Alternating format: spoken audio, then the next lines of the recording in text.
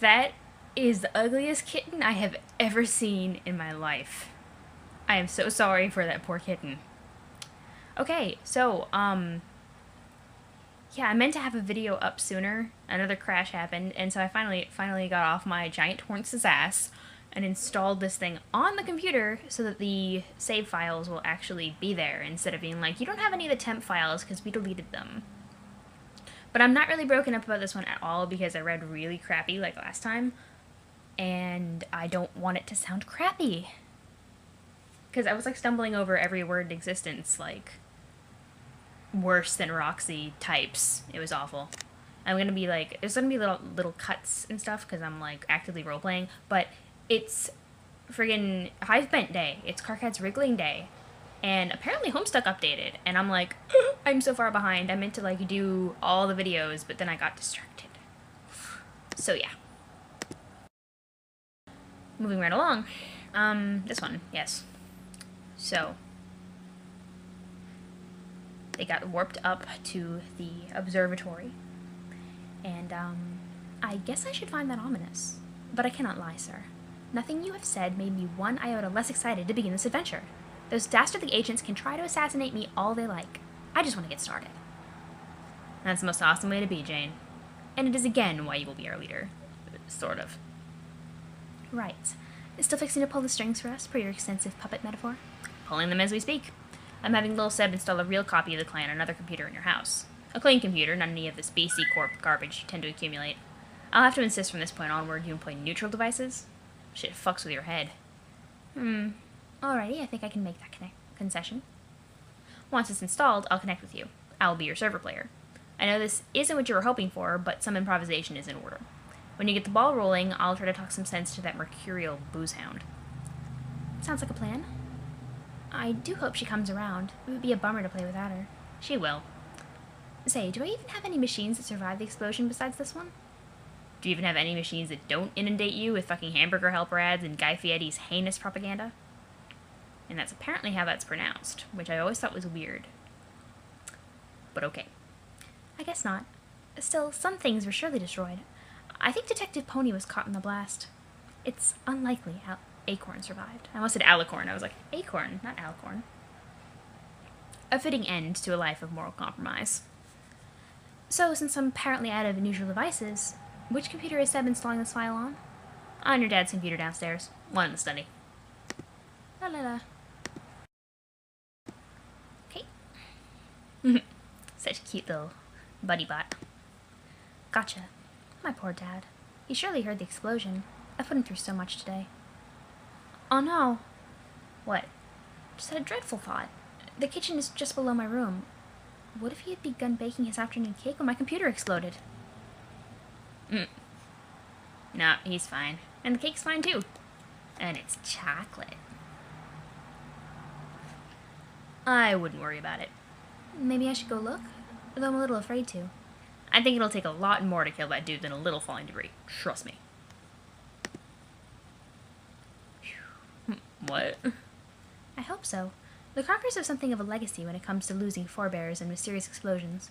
I would be so sad if I kept the tradition alive like this. The most you have to worry about is getting grounded back to the Stone Age. When you enter the session, he'll probably lock you up in a prison cell on Durst. Probably stick a huge safe in front of the bars for good measure. Now, do me a favor and hop on the couch. Okay, what are you doing? Making room for something big.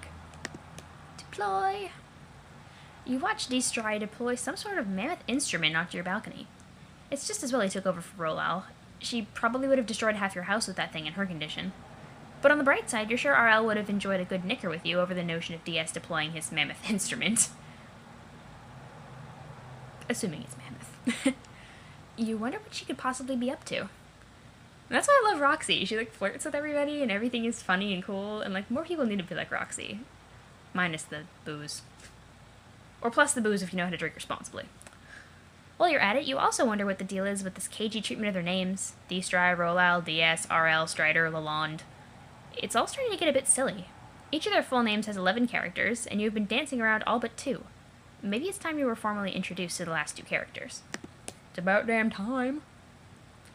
One of the last 2 stands in her bedroom. It is a young lady. Due to an incident involving a purifier, an unabridged Colonel Sassacres, and a perfectly white cat, she will not be able to assist her Biffsy for some time. And due to the aggressive concurrence of all that takes place in Paradox Space, this incident has not happened yet. But what has happened was this young lady's 13th birthday. It took place almost 3 years ago, and on that date her placard was engraved. It was engraved with 11 letters to be precise, 9 of which you are already familiar with. You'd figure it couldn't hurt to take a peek at the engraving. You've been dying to get a scoop on these last 2 mysterious characters. What's their name? After somebody stops messaging me. Updates. Gotta love them. Examine placronym. Hey, get that damn cat out of the way. Move tail. Roxy Lalonde. Thank you, cat, who is probably Jasper's. The final 2 chromosomic symbols have been released from their fluffy, twitching prison. Examine room. Your name is Roxy. God damn, do you love wizards. You wish and hope they are real, and that so too is their magics and stuff. You enjoy writing fan prose for said magical men, but you think maybe it's not so great. You are, however, quite great at the esoteric sciences such as ectobiology, darkfin astrology, and the delicate art of purification. You have tended to accrue dead preserved specimens from your experiments, little to none of which aren't feline. You aren't one to shy from a bit of gaming, particularly the sort well past its prime. You have a real soft spot for old school technology.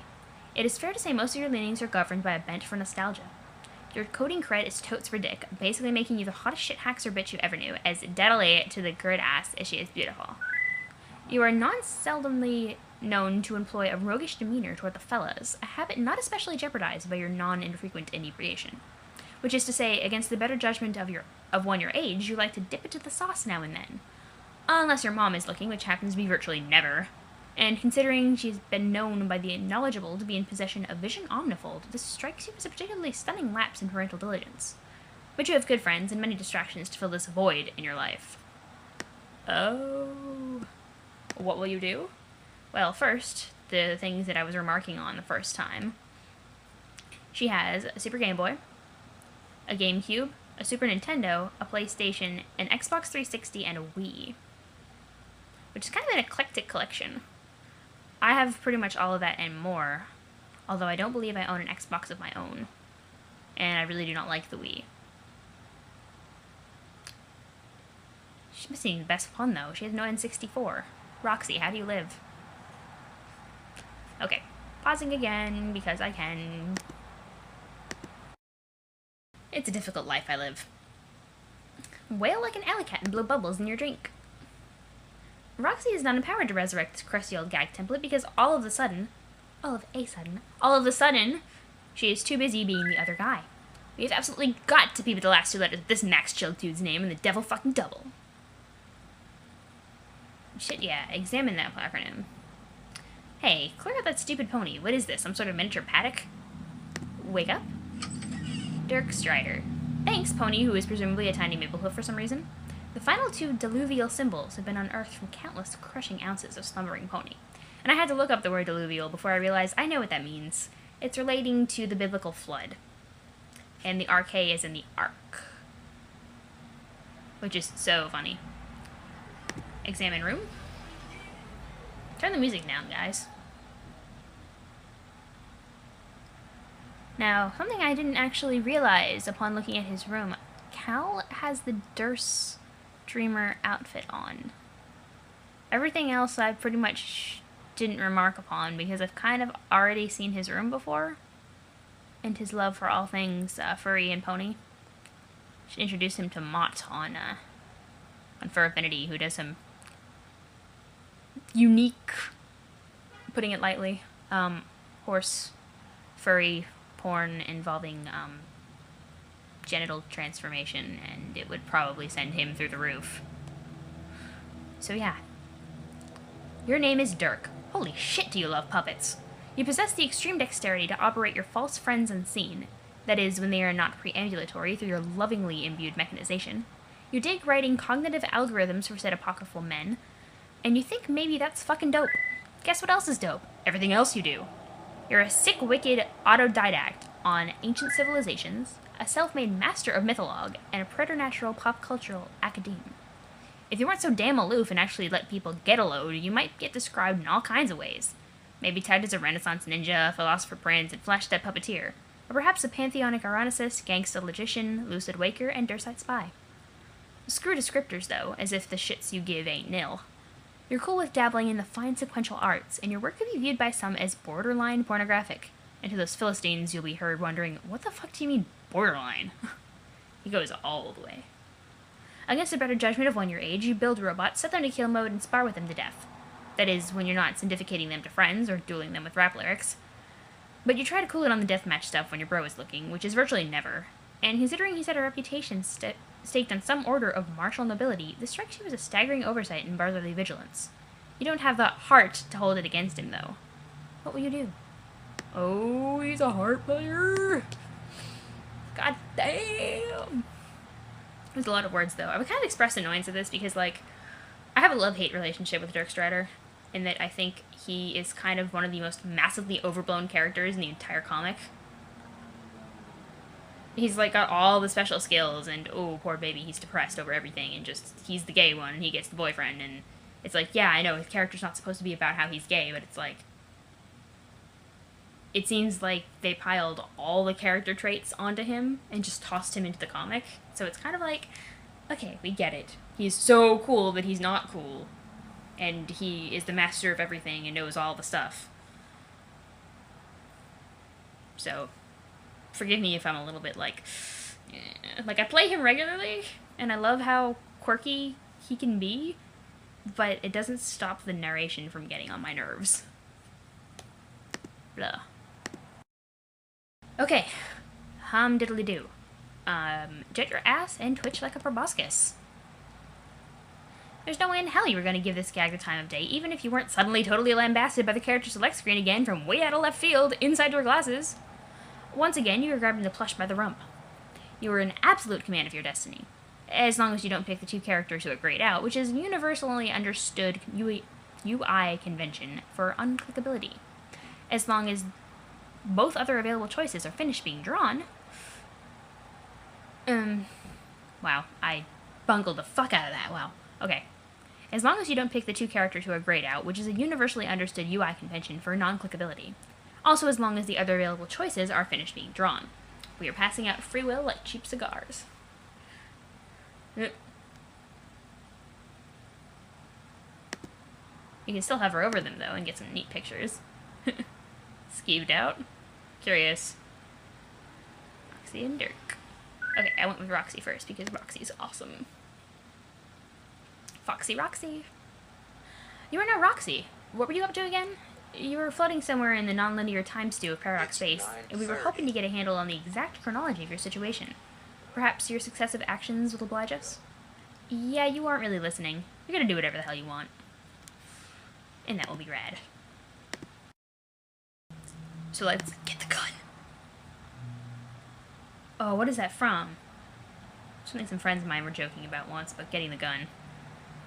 Some really bad video game where it was like, get the gun, and you couldn't get the gun because bad stuff. You pick up your high-octane laser gun. It's powered by the most deadly sciences you know of. You keep a couple of specialist allocations in your portfolio on standby. You try to stay as sharp as possible in unarmed combat because you never know when you'll get ambushed. It's dangerous out there. Like another player we know. Because you're not supposed to know that. Examine Dead Mutant Collection. The biggest one has been around for as long as you remember, encased in that glass-like material. You've considered giving it a name, but it always struck you as a little morbid to name a dead cat. The others were the result of a few experimental mishaps before you got the hang of the ectobiology equipment. You keep them around to remind you of the perils of the inexact science, and also because they're weird-looking and cute. You've since cloned many healthy felines, but they all live in a laboratory out back. Your pet cat doesn't really get along with other cats, and you don't want to upset him. Captcha log 1. You tuck the biggest one into your message in a bottle notice. These little guys are quite handy for busting through windows whenever you're ready to christen a new fenestrated plane. Take the books. You take the first 6 books of your mom's best-selling series, Complacency of the Learned. She made an impossible fortune off of these books, considering how dark and inaccessibly written they are for young readers. More money than the U.S. financial system can even account for is legitimately circulating in the economy. Many suspected real-life witchcrafts were involved, which is what some believe discouraged criminal investigation into the matter. The feds were afraid, and the Baroness nervous. God, you hope that's all true. Examine Complacency of the Learned poster? Yay. some original edition cover art from one of the books. It features the androgynous young apprentice, Calmasis, who throughout the series plays the role of antihero and chief antagonist. Now, at this point, I opted to go with a better convention of gender-neutral pronouns, because I don't like the she look, and I really don't like the sound of other gender-neutral pronouns at all. So I went with they. So I'm going to be modifying tenses here. They convince fellow disciples to rebel against Zazarpan's vaulted complacency, and one by one hunt down each wizard. All 12 are killed but the predicant scholar himself, forcing a showdown. The poster depicts the notorious chess match between Calmasis and Zazarpan. Zazarpan had a reputation for being unbeatable. He had never lost a match, even to the gods. But his apprentice was able to beat him in the wizard's duel by first becoming checkmated, and through some unprecedented enchantment, continuing to play beyond the death of the king. You love your mom's books and find them heavily inspiring, but you can't help but feel the work is exhaustingly heavy-handed at times. You kind of prefer to write more lighthearted things. Actually, crack a joke now and then, you know? I know. Say hi to Cat. Hi, Cat. Cat. Cat. Who is a cat? And I say hi to the cat. And then I also, again, had a moment with one of my best friends, and she will probably find this highly amusing. Your cat Friglish hops down on the bed to greet you and immediately situates himself on something important, one of your creative writing journals. You named him after your favorite wizard from Complacency of the Learned. He was just such an endearing, bumbling fellow before he was murdered. Calmasis put an insidious crime on him, which caused him to go insane over several years. He began filling a book with all of his arcane knowledge, which was said to be limitless. The tome grew to monumental proportions and became a virtually unreadable patchwork of impenetrable erudition. When the young wizard finally caught up with him, he was a quaking, incoherent madman. They put him out of his misery, crushing him to death with his own massive text. You just think it's a fitting name for him for some reason, the macabre demise notwithstanding, of course. It reminded me before, the first time I read it, of, I don't have a copy nearby, Discworld. Reminded me of the book that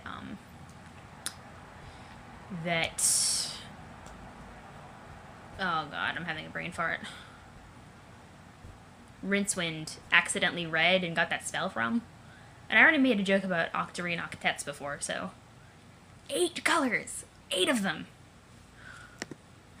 Take journals. Kitty. You politely scoot Friglish off the books. Attaboy. Technically, only one of these books is yours, the writing journal. You're pretty secretive about your writing. Sometimes even you can hardly bear to read it. You are highly aware of the formidable writerly shadow cast over you, and can be critical to the point of embarrassment over your work. Just how drunk were you when you wrote this, you often wonder to yourself. You don't think you'll be peeking at it soon. Maybe later. The other book is a point of embarrassment for completely different reasons. Read other book? Jake's, really difficult to read handwriting. All those letters look the same at first glance. I pity the dyslexic among us. This is Jake's private journal. One day, when you were feeling especially frisky, you swiped it with your purifier, not actually expecting it to work. Then you debated with yourself for weeks over whether to read it.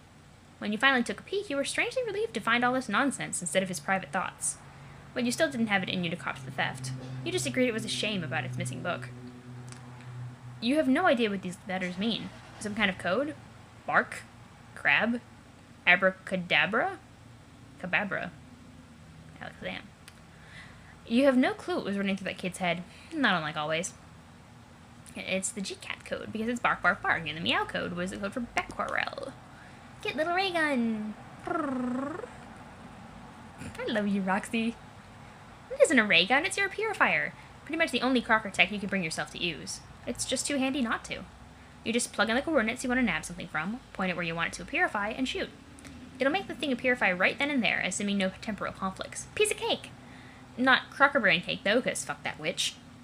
Fuck that bitch. You're thirsty. That isn't a command. Excuse me, but you beg to differ. You poured that beautiful martini a little while ago, and you've been letting it gather cobwebs while you horse around with random shit in your room. What a crime.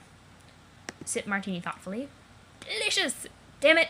This is a wrong stock reaction. You will not stand for this outrageous misrepresentation of your beverage enjoyment.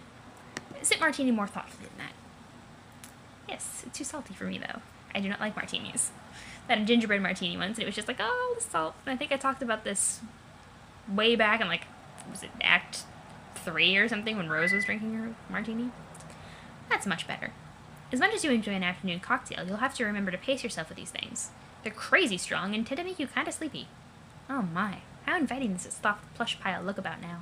Quite, you think? I examine plush pile. You like to ensconce yourself in this friendly heap when you play games. Gosh, it looks soft. Your eyelids are getting heavy. Succumb to unfathomable blue snooze. Uh-oh, there you go a-wobbling. Look out, blue. Blackout. Plop, nap time. Such a cutie. Gosh, I love her. It's time to flash. Sleepwalk. I'm excited for this one. I have lots of comments about it.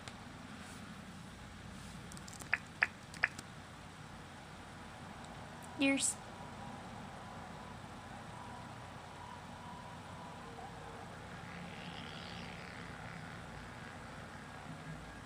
Floating letters remind me of a video game I played once.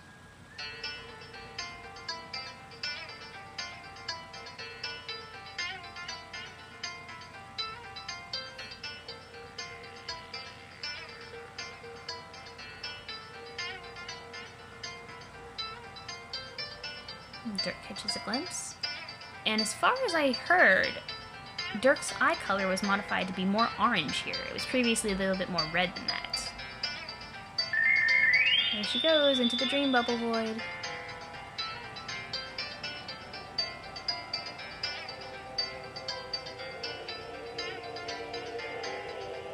Beautiful. I was marveling at the scenery in this. Just absolutely gorgeous. And the upward movement drumbeat began playing.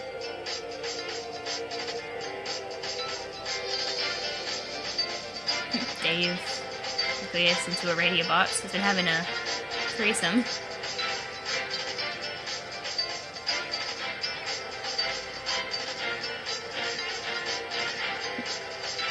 Oh, various lands. Rose's house. Spy somebody floating on by. Jersey.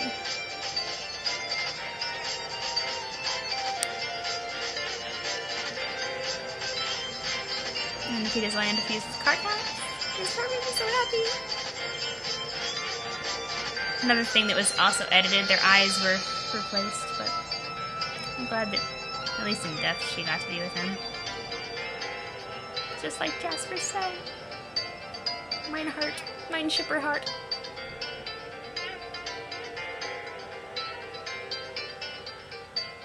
Beautiful pink eyes.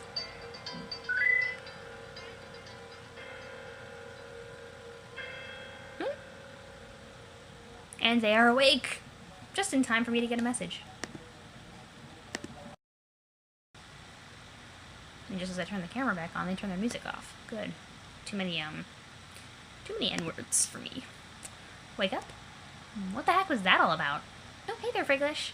He greets you with a sly, conspiratorial purr.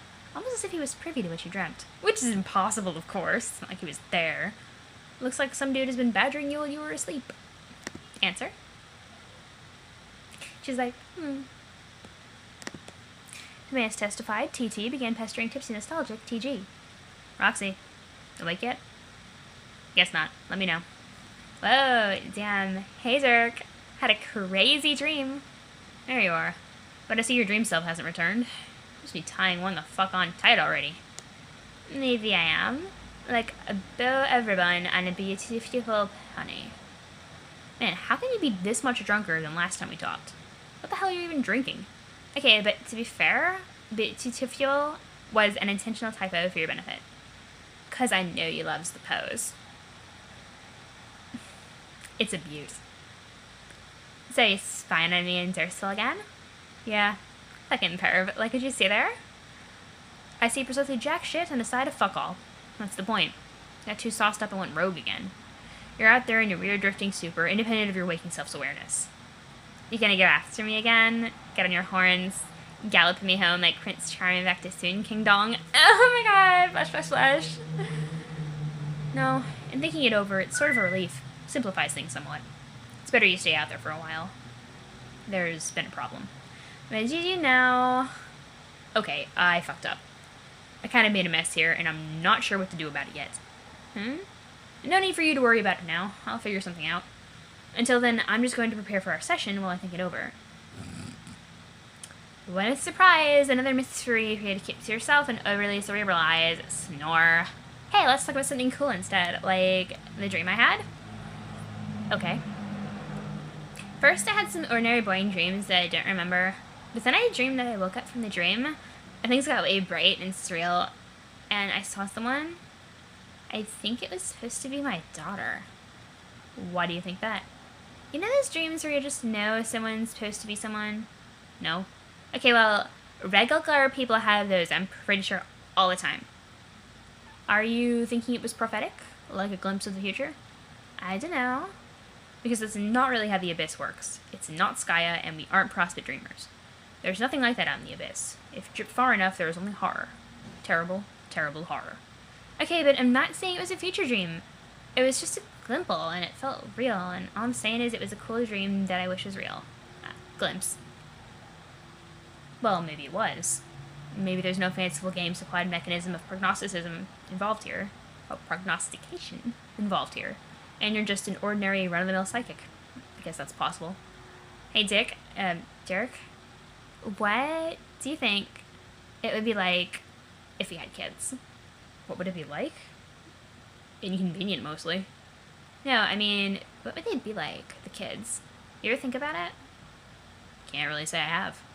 You know, for a construct guy, you can be boring as fuck sometimes. I'm sorry, Rox. For what it's worth, I'm picturing them now. A boy and a girl. Two perfect little freaks of nature raised by people who've clearly got no business bringing up anybody. Shucks, Buster. It's just a fun little hypothetical to daydream about. Why don't you just suck the fun out of shit like some turd-hungry Dracula? It's like I'm lobbying for you to hook up with me a whole mess of fucking babies. Or that I'm holding on to any such delusions that seem a remote possibility. The sign. The sign? Yes, the sign. You heard me. Did you mean Lasai? Nope. I'm sticking with the sign. Going down with the ship. The SS Lasine starring Captain Rolau. What does the sign actually mean in this context? Oh, come on. Come on what? The sign is universally understood to mean too bad he's gay, you deliberately obtuse dunderfuck. I mean, yeah, that's what I thought. It would just be cool if you'd refrain from tossing about such antediluvian terms. Antediluvian what? Me saying you're gay, you mean? Yes. Okay, but terminology aside, I don't think I'm off base. I don't see how it has to be a thing. I really think it's an actual thing, bro. Once upon a time, sure. But the world has changed a lot. You're peeking a history book between your wizardly indulgences. This is a nuanced topic. Man, I knew about the histories. Just believe me, it's a thing. How is it a thing? It's a thing because if it wasn't a thing, then you wouldn't be all like... All like what? Well, wanting nothing to do with me for starters. Be ridiculous. I have more to do with you than any dude could possibly bargain for, and I like it just fine. But it's totally lame and sweet answer simultaneously. Yeah. Now maybe we should direct our focus on a matter which has nothing at all to do with what does or doesn't qualify as a thing, or what our fantasy alt-universe offspring would be like, or anything like that. Such as this game, and whether you're in the best condition to be piloting Jane's connection. Maybe you could use another nap? My condition's just fine. Anyway, what ain't gotta get slept off is the fact that I still don't think we should be touching this BS Switch game with a 20-foot trident. We both know her plans in this too. I know that, but I thought we settled this. It's just so frustrating, telling Jane about the dangers. And even if she's being polite, I just know she thinks I'm full of crap about everything. We settled this too. She'll believe everything eventually. Why bother working so hard to convince her? Well, I don't even do that for the most part. But it gets tiring and saddening, knowing that even when we were not actually talking about it, that my best friend can't bring herself to believe some really basic things about my life. Like the shitty things the Baroness has done to us, or about her upbringing. Like, do you know how miserable it is for your BFF to doubt you when you tell her your mom is dead? I guess. It just registers for me as a reaction which isn't completely unreasonable from her perspective. She is inundated with media coverage of those whom we've claimed as our parental figures. That they're not presently alive nor ever played that role for us as she understands it is just an extension of a much more elaborate and far-reaching explanation, which is much harder for anyone to digest in its entirety. Well, anyone who isn't Jake, that is. Still say you should cut her some slack. I know. And need to remind you that the potential this game provides for the resurrection is what motivated you to investigate it in the first place. Oh, Dirk. You are as subtle as a brick to the face. That's what I love about him. He's just so, like, blah. Like, people were saying he's all aloof and shit. He's, like, socially inept. That whole thing about Lasine, I saw some post about that, and I was just like, Dirk. And that tone was intentional. Dirk. Whoops. Wrong button.